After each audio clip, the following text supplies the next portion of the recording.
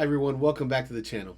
Here's a quick tip for you. When it comes to your personal credit, there's a 30% rule that says that any of your credit card balances over 30% are going to cause your credit scores to start to decrease. If you can keep your credit utilization under 30% or at 30%, you're going to have the best results in terms of your scores. Now, if in the meantime you are not applying for anything and you're going to use your credit and you have high utilization where you're at 40, 50, 60, even 70 or 80% utilization, your scores will take a dip. However, it's not negative or derogatory. It's just a real-time reflection of activity. So what you want to do is plan ahead.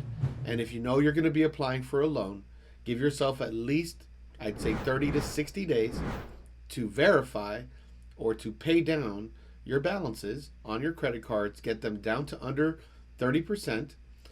Give yourself the opportunity to check and verify the balances have updated and reflected on the credit bureaus.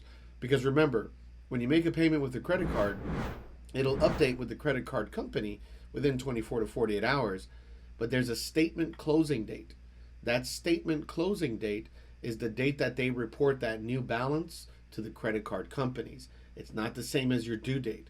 So make sure that you're giving yourself enough time for your balances to go down and be reported, and before you apply for your loan, verify and make sure that that balance has updated on all three credit bureaus so that you get the best results.